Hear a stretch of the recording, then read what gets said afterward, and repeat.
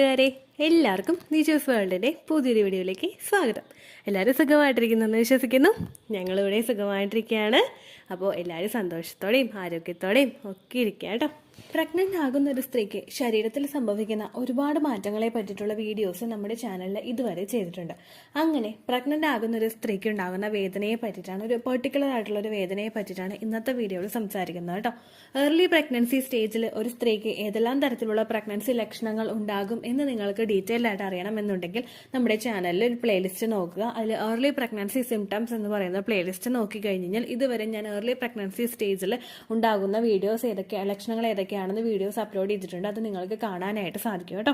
ഒരുപാട് സ്ത്രീകൾക്ക് പലതരത്തിലുള്ള പ്രഗ്നൻസി ലക്ഷണങ്ങൾ ഉണ്ടാവുന്നുണ്ട്. നമ്മൾ നേരത്തെ നമ്മളുടെ ഗ്രാൻഡ് മദേഴ്സിനും നമ്മുടെ മദേഴ്സിനും ഒക്കെ ഉണ്ടായിട്ടുണ്ടായിരുന്ന സോക്കോൾഡ് പ്രഗ്നൻസി ലക്ഷണങ്ങളായിട്ടുള്ള തലകറക്കം, ഛർദിൽ, നെഞ്ചരിച്ചിൽ അങ്ങനെയുള്ള ബുദ്ധിമുട്ടുകളല്ലാതെ നമ്മളുടെ ജീവിത രീതിയിൽ വന്നിട്ടുള്ള വ്യത്യാസങ്ങൾ കൊണ്ടും നമ്മുടെ ഭക്ഷണ രീതിയിൽ വന്നിട്ടുള്ള വ്യത്യാസങ്ങൾ കൊണ്ടും പലതരത്തിലുള്ള വിയേർഡായിട്ടുള്ള പ്രഗ്നൻസി ലക്ഷണങ്ങൾ ഓരോ സ്ത്രീകൾക്കും ഉണ്ടാകാറുണ്ട്. ഈ പ്രഗ്നൻസി ലക്ഷണങ്ങളൊക്കെ കാണുമ്പോഴേക്കും നമ്മൾ നമ്മുടെ ശരീരത്തിന് ചെറിയൊരു സപ്പോർട്ട് കൊടുത്തു കഴിഞ്ഞാൽ നമുക്ക് ആ ഒരു പ്രഗ്നൻസി ഒന്ന് സർവൈവ് ചെയ്തിട്ട് മുൻപോട്ടേക്ക് കൊണ്ടുപോകാൻ വേണ്ടിയിട്ട് നമ്മളുടെ ശരീരത്തിനെ ഒന്ന് സഹായിക്കാനായിട്ട് സാധിക്കുന്നു. അങ്ങനെയുള്ള പ്രഗ്നൻസി ലക്ഷണമായിട്ടുള്ള ഒരു വിഷയത്തെ പറ്റിയിട്ടാണ് ഇന്നത്തെ വീഡിയോയിൽ സംസാരിക്കുന്നത് കേട്ടോ. തുടക്കത്തിൽ തന്നെ പറയാം, ഇങ്ങനെയുള്ള പ്രഗ്നൻസി ലക്ഷണങ്ങളൊക്കെ കാണുമ്പോഴേക്കും നിങ്ങൾ ശരീരം ഒന്ന് ശ്രദ്ധിക്കുക എന്ന് പറഞ്ഞതുപോലെ തന്നെ ഇങ്ങനെയുള്ള പ്രഗ്നൻസി ലക്ഷണങ്ങൾ ഇല്ലെങ്കിലും നിങ്ങളത് പ്രഗ്നൻസി ആയിട്ടില്ല, അല്ലെങ്കിൽ ഈ മാസവും പീരിയഡ്സ് ആയിരിക്കും വരുന്നത്, അങ്ങനെയുള്ള കാര്യങ്ങൾ ആലോചിച്ച് വിഷമിക്കാതിരിക്കുക കേട്ടോ. നമ്മൾ പറയത്തക്ക രീതിക്കുള്ള ഒരു പ്രഗ്നൻസി ലക്ഷണവും ഇല്ലാതെ പ്രഗ്നന്റ് ആകുന്ന ഒരുപാട് പേരുണ്ട്. പക്ഷേ ഈ ലക്ഷണങ്ങളൊക്കെ കാണാതിരിക്കുന്നത് കൊണ്ട് നിങ്ങൾ പ്രഗ്നൻസി ആയില്ല എന്ന് വിചാരിച്ച് കൂടുതലായിട്ട് ടെൻഷൻ ആയി കഴിഞ്ഞാൽ അതുമൂലം നിങ്ങളുടെ ശരീരത്തിൽ സ്ട്രെസ് കൂടുതലായിട്ട് കൂടും, സ്ട്രെസ് ഹോർമോൺ കൂടുതലായിട്ട് പ്രൊഡ്യൂസ് ആകും. അങ്ങനെയൊക്കെ വന്നു കഴിഞ്ഞാൽ ഇനി പ്രഗ്നൻസി ആയിട്ടുണ്ടെങ്കിൽ കൂടി തന്നെയും അത് മിസ്കാരേജ് ആയി പോകാൻ വേണ്ടിയിട്ടുള്ള സാധ്യതകൾ ഒരുപാടാണ്. അപ്പോൾ ഇംപ്ലാന്റേഷൻ കഴിഞ്ഞിട്ടുള്ള സമയങ്ങളിൽ ഇത്തരത്തിലുള്ള വീഡിയോസുകൾ കേൾക്കുന്നവരാണ് നിങ്ങളെങ്കിൽ ജസ്റ്റ് കേൾക്കുക. ഈ ലക്ഷണം നിങ്ങൾക്കുണ്ടെങ്കിൽ ശരീരത്തിനെ ഒന്ന് ശ്രദ്ധിക്കുക. അതിനുശേഷം പിന്നീട് ആ ഒരു വീഡിയോ അങ്ങോട്ട് വിടുക കേട്ടോ. ആ രീതി നിങ്ങൾ ചെയ്യുക.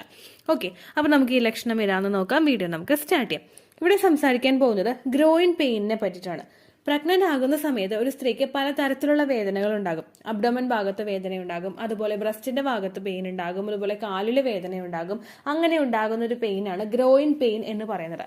നമ്മളുടെ ശരീരത്തിൽ നമ്മുടെ അബ്ഡോമൻ, അതായത് നമ്മളുടെ അടിവയറിന്റെ ഭാഗത്തിനും തൈസ്, നമ്മുടെ ആ ഒരു തൊടയുടെ ഭാഗം തുടങ്ങില്ലേ, ആ ഭാഗത്തിനും ഇടയിലുള്ള ഒരു ഭാഗത്തിനെയാണ് നമ്മൾ ഗ്രോയിൻ എന്നൊരു ടേം കൊണ്ട് വിശേഷിപ്പിക്കുന്നത്. അതായത് ആ ഒരു അവയവത്തിന്റെ പേരാണ് ഗ്രോയിൻ എന്ന് പറയുന്നത്. ഇതിന്റെ ഇമേജ് ഞാൻ ഇവിടെ കൊടുത്തേക്കാട്ടെ. ഇമേജിന് കോപ്പിറൈറ്റ് വരുമോ എന്ന് എനിക്കറിയില്ല. ഞാൻ ഡീറ്റെയിൽഡ് ആയിട്ടുള്ള ഒരു ഇമേജ് നോക്കിയിട്ടപ്പോഴേക്കും ശരിക്കും ഫീമെയിൽ അനാട്ടമി, ഫീമെയിലിന്റെ ബോഡി പാർട്ട് എല്ലാം കൂടി വെച്ചിട്ടുള്ളൊരു ഇമേജാണ് ഞാൻ കണ്ടത്. അതിന്റെ ആ ഒരു പോർഷൻ കട്ട് ചെയ്തെടുത്തിട്ട് ഞാൻ ഇടാം. കോപ്പിറൈറ്റ് വരുമോ എന്ന് എനിക്കറിയില്ല.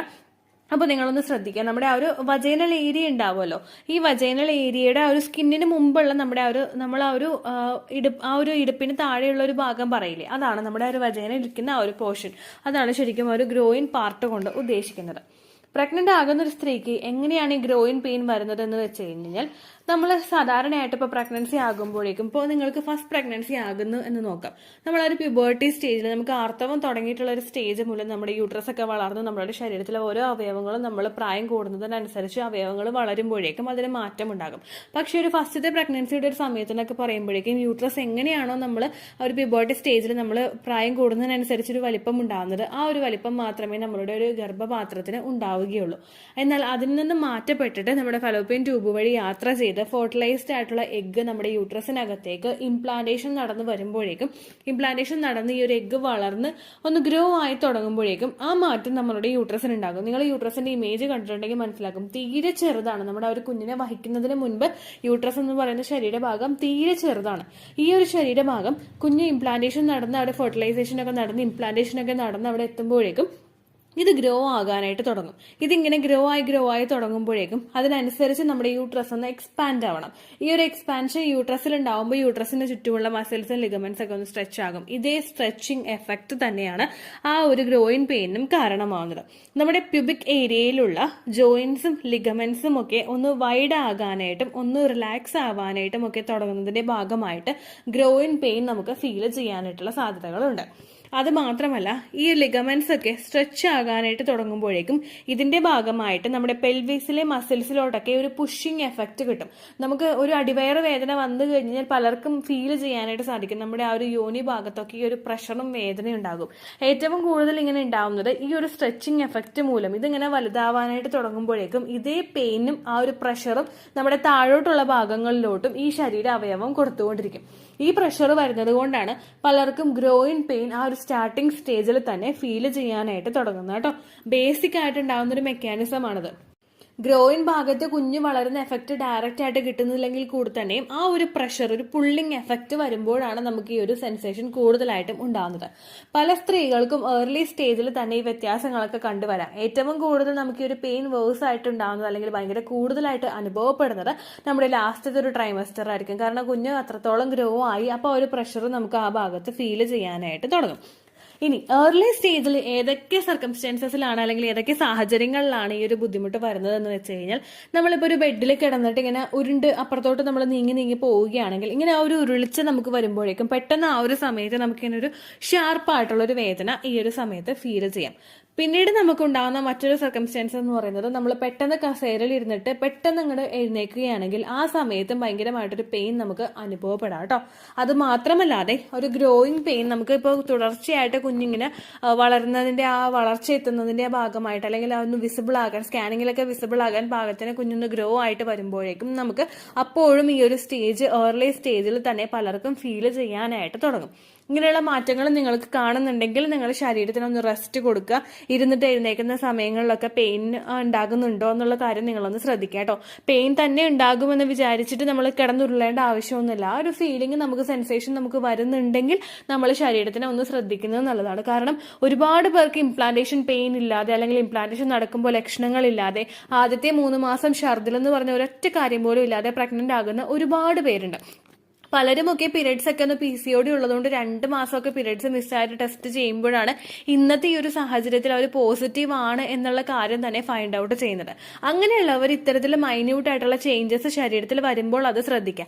അത് തിരിച്ചറിയാൻ വേണ്ടിയിട്ട് നിങ്ങൾ ഉരുളേണ്ട ആവശ്യമില്ല. അത് തിരിച്ചറിയാൻ വേണ്ടിയിട്ട് നിങ്ങൾ കസരുന്ന ഞൊടിയിടയിൽ എഴുന്നേക്കേണ്ട ആവശ്യവുമില്ല. കാരണം നമ്മൾ തന്നെ ഇപ്പോൾ തിങ്ക് ചെയ്ത് വെക്കുമ്പോൾ നമുക്ക് വേദന വരാനായിട്ട് തുടങ്ങും.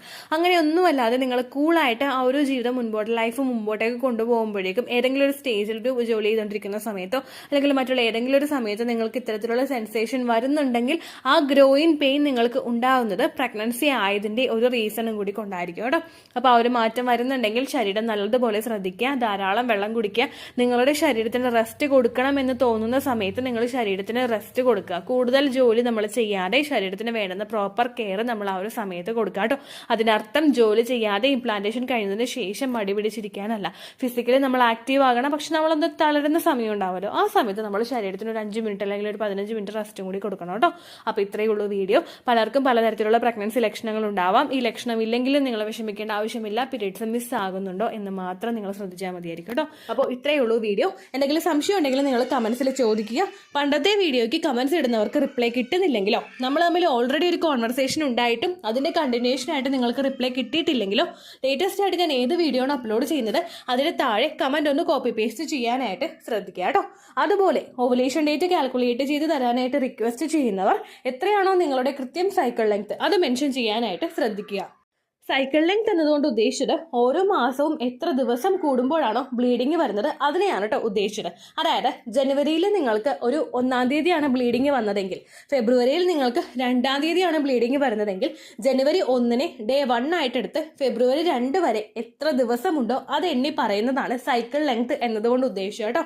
ബ്ലീഡിങ് നടന്ന ദിവസം നിങ്ങൾ എടുത്താൽ മതിയാകും. സ്പോട്ടിങ് നടന്ന ദിവസം, അതായത് ചെറുതായിട്ടുള്ള ബ്രൗൺ ഡിസ്ചാർജോ ബ്രൗൺ കളറുള്ള സ്പോട്ടിങ്ങോ വന്ന ദിവസം നിങ്ങൾ എടുക്കുക ആവശ്യം ഇല്ല കേട്ടോ. അപ്പോൾ ഇതുപോലെ തന്നെ നിങ്ങൾ ശ്രദ്ധിക്കുക. സൈക്കിൾ ലെങ്ത് ചോദിക്കുന്ന സമയത്ത് എന്നാണോ ഡേറ്റ് അത് നിങ്ങൾ മെൻഷൻ ചെയ്യാതിരിക്കുക. അതായത് ചില ആളുകൾ ജനുവരി 16, ഫെബ്രുവരി 14 അങ്ങനെ പറയും. അങ്ങനെ പറഞ്ഞുകൊണ്ട് കാര്യമില്ല കേട്ടോ. അപ്പോൾ ഇത്രയേ ഉള്ളൂ വീഡിയോ. അടുത്തൊരു യൂസ്ഫുൾ വീഡിയോ ആയിട്ട് നമുക്ക് വീണ്ടും കാണാം. ബൈ.